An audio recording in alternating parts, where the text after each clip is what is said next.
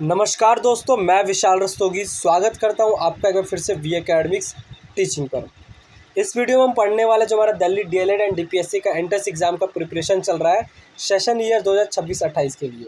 इसमें जो हमारा सब्जेक्ट है जनरल मेंटल एबिलिटी वाला जो सब्जेक्ट है उसका हम अगला टॉपिक पढ़ने जा रहे हैं इसमें यूजीसी के बारे में। इससे पहले आपने जो चैप्टर देखा होगा मैंने उसमें आपको नेशनल एजुकेशनल एजेंसी के बारे में बात की, जो कि राष्ट्रीय स्तर की जो शैक्षणिक एजेंसी है उसके बारे में मैंने पढ़ाया था आपको शॉर्ट में। उसमें कहा था कि हम इस पर डिटेल भी पढ़ने वाले हैं, तो उसी वीडियो को हम और अभी आगे कंटिन्यू कर रहे हैं, जिसमें उसमें सेंट्रल लेवल की और स्टेट लेवल की जो भी हमारी एजेंसी थी एजुकेशनल एजेंसी, उसको हम इसमें डिटेल में पढ़ने वाले हैं। तो ये हमारा जो पहला वीडियो है इसमें हमारे यूजीसी के बारे में पढ़ने वाले हैं। तो इसमें हम इसके स्ट्रक्चर और फंक्शन के बारे में पढ़ेंगे। तो चलिए ये शुरू करते हैं बिना किसी देरी के। तो परिचय की बात करें हम यूजीसी के बारे में, तो यूजीसी का पूरा फुल फॉर्म क्या है? यूनिवर्सिटी ग्रांट कमीशन, विश्वविद्यालय अनुदान आयोग। ठीक है, इसकी स्थापना औपचारिक रूप से 28 दिसंबर 1953 को तत्कालीन शिक्षा मंत्री जो हमारे थे मौलाना अबुल कलाम आज़ाद द्वारा किया गया था। ठीक है, तो इसका औपचारिक रूप से जो अगर बात करें तो उसका उद्घाटन कब हुआ था? 28 दिसंबर 1953 को हुआ था। और कब किसने किया था? उस वक्त के तत्कालीन जो शिक्षा मंत्री थे मौलाना अबुल कलाम आज़ाद। ठीक है, इन्होंने किया था। वैधानिक दर्जा इसको कब मिला? इसको जब 1956 में संसद में एक अधिनियम के माध्यम से इसे भारत सरकार का एक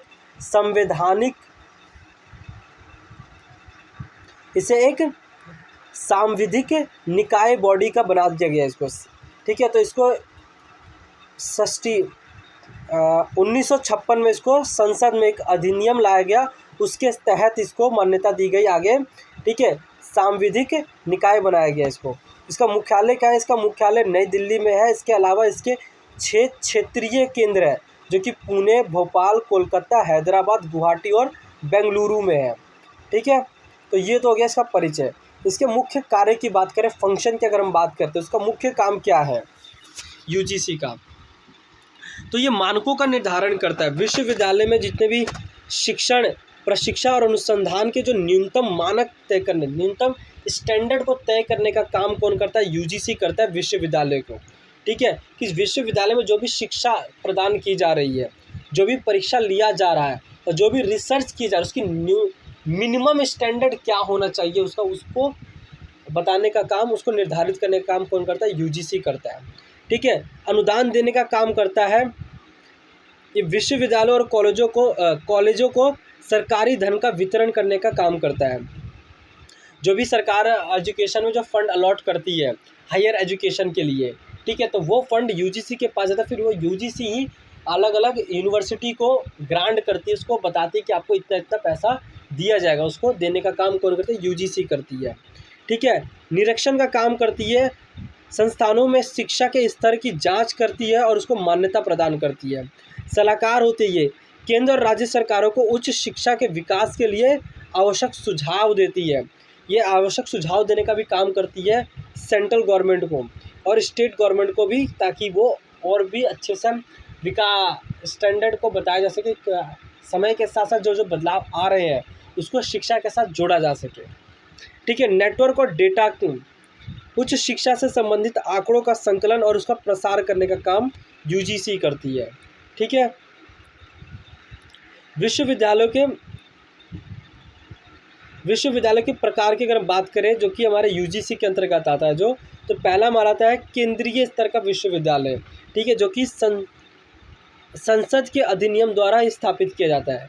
ठीक है, जो भी सेंट्रल लेवल की यूनिवर्सिटीज़ होती है ना, वो संसद में एक अधिनियम लाया जाता है तभी उसको स्थापित किया जाता है। दूसरा राज्य स्तर की विश्वविद्यालय, तो राज्य की विधानसभा में अधिनियम के द्वारा स्थापित किया जाता है। राज्य की यूनिवर्सिटीज़ होती है, विश्वविद्यालय होते हैं। ठीक है, मानित विश्वविद्यालय, ये वो संस्थान होते हैं जिन्हें उनकी उच्च गुणवत्ता के कारण यूजीसी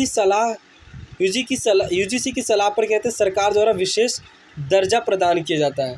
और चौथा जो आते हैं हमारे निजी विश्वविद्यालय, जो कि यूजीसी के नियमों के तहत निजी समूहों द्वारा इसको स्थापित किया जाता है। ठीक है, तो ये 4 प्रकार के विश्वविद्यालय होते हैं जो कि यूजीसी के अंतर्गत आते हैं।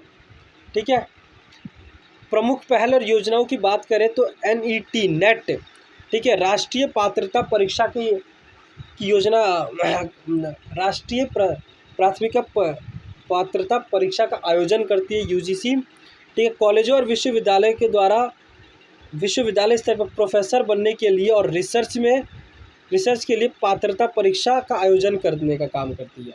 अगर आपको विश्वविद्यालय में, कॉलेज में या यूनिवर्सिटी में प्रोफेसर बनना है या आपको PhD करनी है, रिसर्च करनी है, तो उसके लिए आपको नेट क्लियर करना पड़ता है। ठीक है, कौशल विकास का काम करती है, व्यावसायिक शिक्षा, वोकेशनल, बैचलर ऑफ वोकेशनल को बढ़ावा देती है ये। ठीक है, ई लर्निंग को बढ़ावा देती है। ये क्या करती है, स्वयं और EPG पाठ्यशाला जैसे डिजिटल प्लेटफॉर्मों के माध्यम से शिक्षा को सुलभ बनाने का, सबकी पहुंच तक लाने का काम करती है। ठीक है, इसके साथ साथ फर्जी विश्वविद्यालयों की सूची तैयार करती है। ये क्या करते हैं, छात्रों को बचाने के लिए, फ्रॉड से बचाने के लिए क्या करते हैं, ये यूजीसी समय समय पर फर्जी विश्वविद्यालयों की एक लिस्ट जारी करती रहती है, ताकि जो स्टूडेंट है वो फ्रॉड में ना फंस जाए, किसी फ्रॉड में, और किसी ऐसे अमान्य कॉलेज या यूनिवर्सिटी में एडमिशन ना ले लें। ठीक है, तो उनकी सूची निकालती रहती है समय समय पर। तो ये इसके मुख्य काम होते हैं यूजीसी के। तो ये आपने देख लिया इसके फंक्शन, इसके स्थापना कब हुई, इसका मुख्य काम क्या है। तो ये बेसिकली था। आई होप आपको वीडियो पसंद आया हो, समझ भी आया होगा। ठीक है, वीडियो का अगर आपको अच्छा लगे तो उसको लाइक और शेयर दबा के कीजिए, और हमारे चैनल को सब्सक्राइब करना बिल्कुल भी मत भूलिएगा।